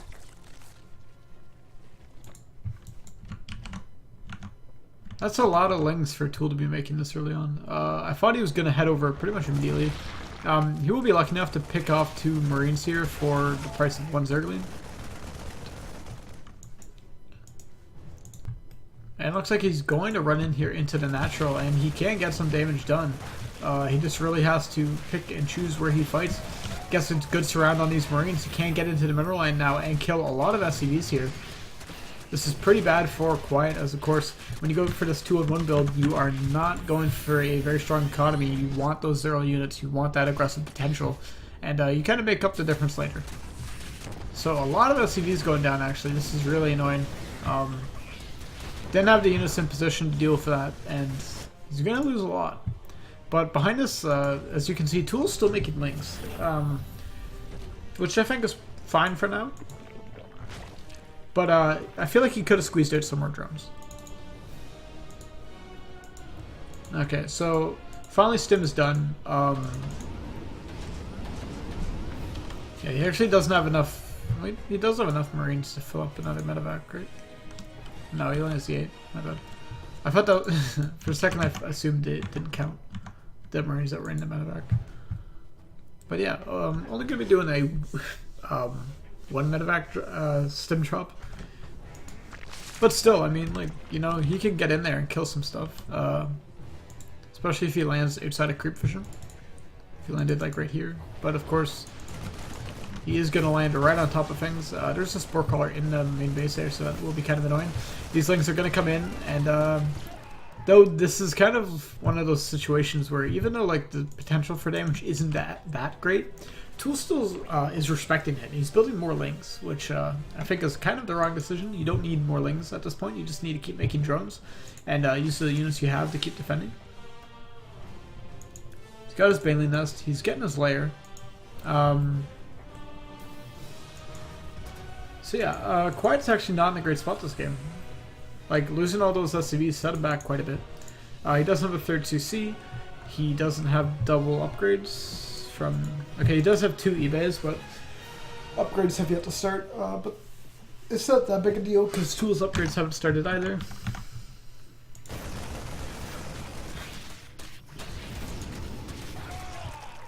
Good denial of some creep there.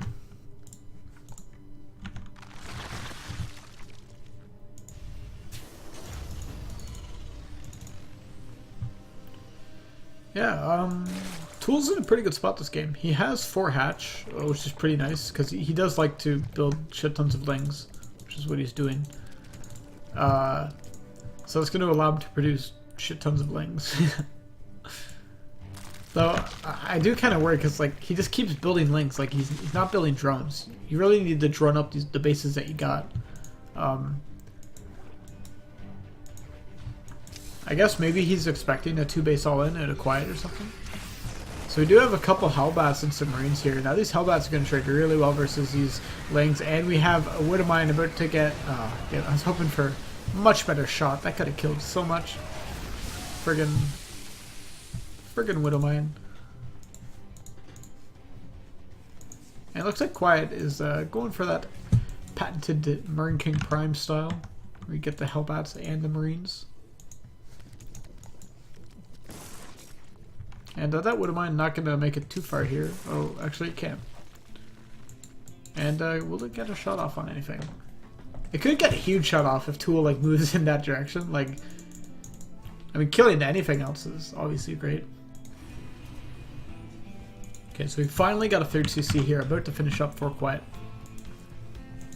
And Combat Shield's about to be done, and Tool really hasn't been taking advantage of his opportunities here. I feel like Tool probably could have gotten a 4th, even a 5th base up if he really felt like it. And definitely could have gotten a much higher drone count than he currently has. He's kind of, oh, 13 kills, not bad.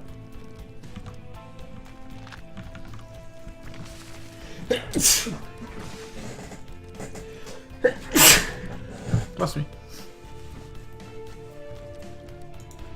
Alright, so we got a decent amount of Marines and Hellbats here.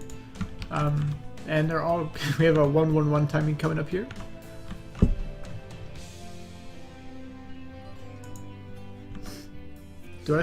I never notice when I say boot. Only you non-Canadians notice that. Alright, so these Marines and Hellbats here fighting against these Banelings. Some, that was okay, like, splitting there, I guess. Like, it does the job well enough. And no more Lings inside here, but these Queens should be able to push everything back. Quiet really got to get out of there. And yeah, you lost a lot of units there, but I would say that trade wasn't the worst thing that could have happened. Like, I can imagine myself fucking that up in numerous other ways. And looks like Tool will have some Hydralisk out now and some Banelings, and he's going to go on the offensive here. He's going to attack Quiet where he lives. Some Marines and Hellbats here. These Zerglings actually engaging on the Hellbats is a pretty bad idea, especially since these Hellbats do a +1. I'm not quite sure how that affects the interaction, but pretty interesting to see nonetheless. Oh, he's not getting +2 vehicle weapons. I feel like +1 armor would have been a bit more beneficial, just overall. Gives your medevacs +1 armor as well. Alright. So again, like, I'm gonna keep bringing this up, but Tool plays on such a low drone count. It's just so difficult for him to keep advantages. Narrowly misses them. These Hydras and Banelings here are going to run up into the natural. Bit out of position, actually. Like, he's losing a lot of units here for not a whole lot. And he definitely doesn't have the drone count to replace this. These Lings running in here into the 3rd base. And yeah, they'll be able to get some workers, but like, just not worth the trades. Some more Hydralisk over here trying to get in on the action, but gonna get forced out. And finally, we do have a 4th base up here now for Tool. So he will have some more place to mine, but the thing is, like, he just doesn't have the drones. Like, he could have been on 70 so much, so much earlier. He is inching towards 70 now, but he is building up a lot of Zerglings and Banelings now too. I feel like he feels like he's under pressure here, and we do see a drop in the main. Actually, I almost missed that. Marines will come up here. Gonna trade it for 1 Queen and like 1 Baneling there, so not the biggest of trades. Some more Marines coming in. That's a lot of creep, and okay, there's a Medevacs finally. So Tool's not in position to deal with that creep. All these units were in the main, going to fight those that drop. So now we're gonna see, can we see the epic splits here from our Terran player? Some Balians crashing into those Marines. Pretty good hits from those Balians down there. Really nice splits actually down here. He's gonna do well versus the Balians, but versus these Hydralisks, Bio doesn't trade the best. So overall, you know, that was still a decent fight for Quiet to take. Yeah, he does get forced back, but economy-wise, he's pretty much on par with Tool. If we look at the income tab, like, you know, he's doing pretty good. Of course, he does have access to less mining locations. Oh, he's repairing that. That's funny. Alright, and some more pressure here on the map. These Marines coming in here, picking off some more creep tumors, which is pretty good. Of course, this is the area he's going to want to continue to be pushing into. And these Hydralisks actually getting caught out without any support. Going to lose a couple of them. I really feel like these units just need to pull back. Going to lose a couple more Marines here. Not the biggest of deals. You can lose some Marines here and there.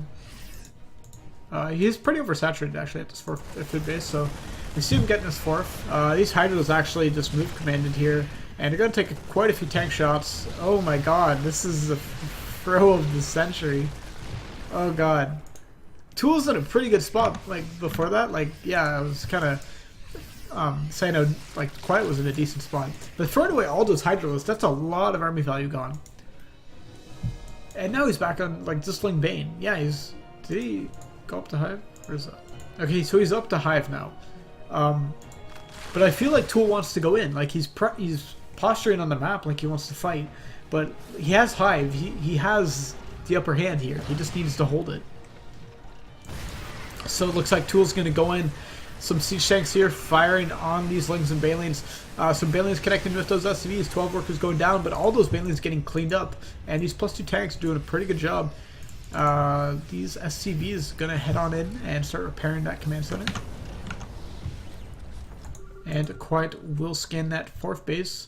Scanning another location. Just trying to see what he's up against. And Tool's lost so much army supply at this point. I don't think it's going to matter once this Ultra Den finishes. Quiet will have the potential here to just keep producing Liberators. And +2 tanks ain't too shabby versus Ultralisks. And all these Overlords getting caught out. Hydralisks here on their own fighting Bio, just completely exposed, gonna get completely shredded by these tanks. And I think Quiet's just gonna roll in here with the final game-ending push. That was a pretty back and forth game, but at the end of things, looks like Quiet's gonna take that series 2-0. And yeah, that's every game in this set here. So I think that's going to be it for me tonight. I will upload the VODs onto YouTube and I will highlight them so they stay on my Twitch. Thanks for tuning in, everyone. I always appreciate the viewership. And yeah, have a good night or good morning, depending on where you're from. I'm probably going to be going to bed in a couple hours. So yeah, see you later, guys.